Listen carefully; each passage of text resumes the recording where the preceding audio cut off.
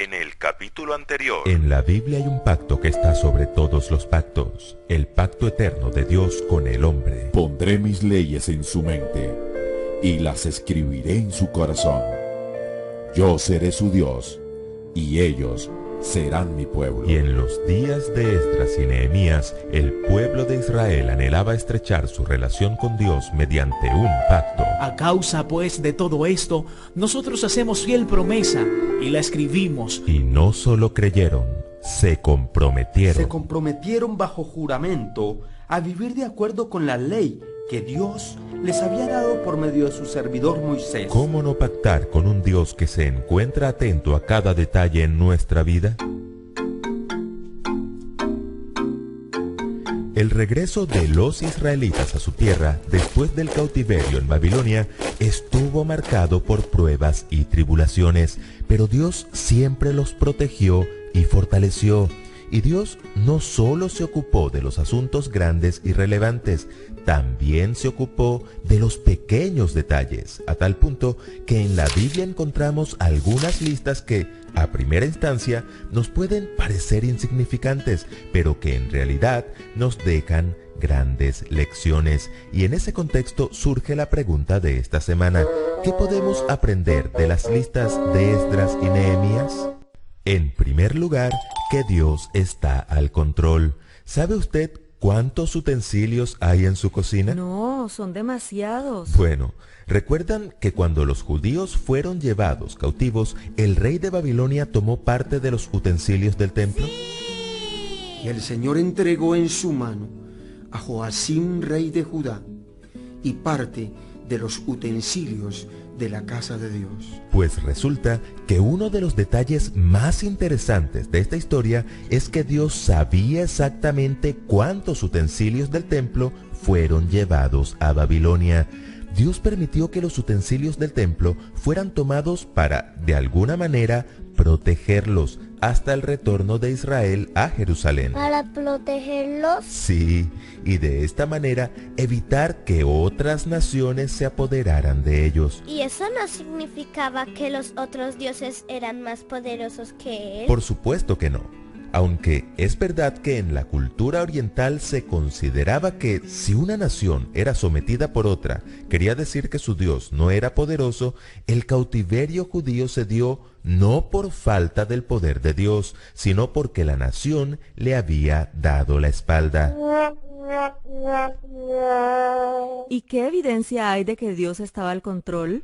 Un día, el rey Belsasar estaba dominado por el vino y la lujuria, y en este estado pidió los vasos del templo que habían traído de Jerusalén para beber en ellos y adorar a los dioses de oro, de plata, de bronce, de hierro, de madera y de piedra.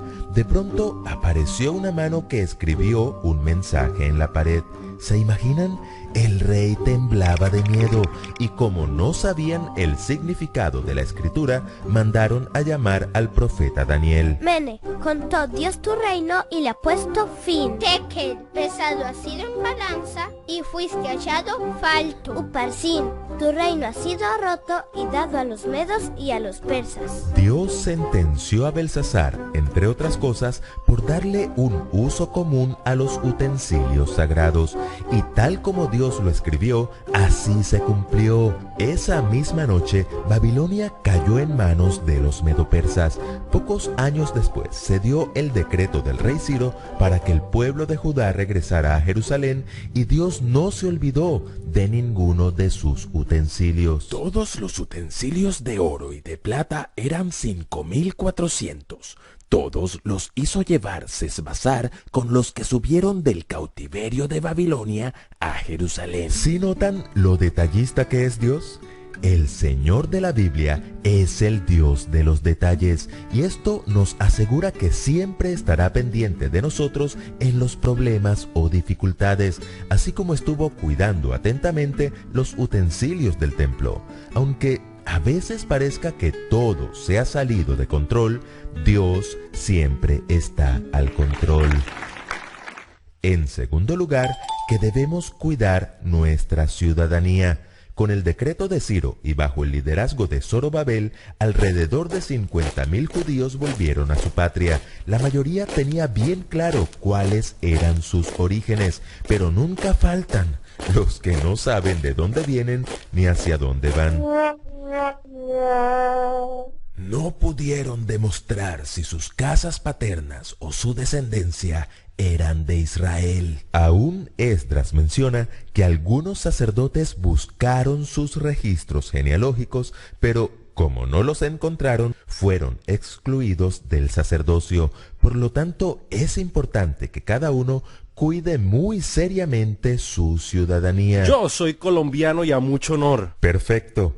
Pero si bien es importante tener clara nuestra nacionalidad, no estamos hablando de la ciudadanía de esta tierra. ¿Cómo así? No entiendo. Pablo señala muy bien que nosotros somos ciudadanos del cielo, de donde anhelamos recibir al Salvador, el Señor Jesucristo. Por tanto, debemos estar bien seguros que estamos incluidos permanentemente en los registros de la patria celestial, para así poder disfrutar de todo lo que nuestro Señor Jesús nos dará. Dichosos y santos son los que tienen parte en la primera resurrección. Serán sacerdotes de Dios y de Cristo y reinarán con Él 1000 años. En tercer lugar, que debemos decidir por el reino de Cristo. Como recordarán, 80 años después del decreto de Ciro, unas 5.000 personas lideradas por Esdras retornaron a Jerusalén.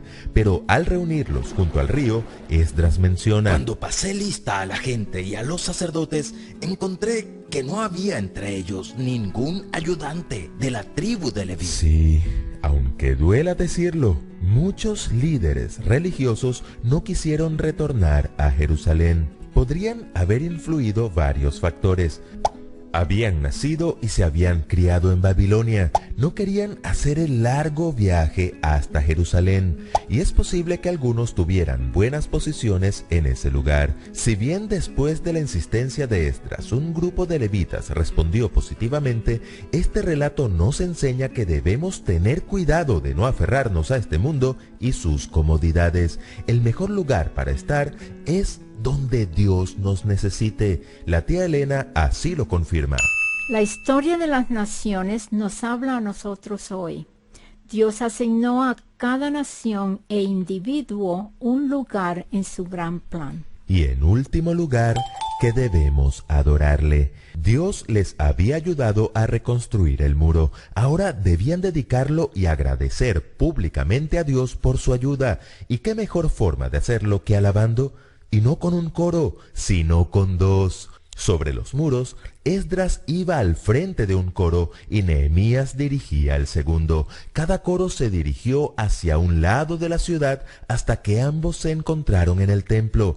Todo el pueblo alabó. Su alborozo fue oído desde lejos. ¿Y cómo no alabar a un Dios que se ocupa hasta de los más mínimos detalles de nuestras vidas?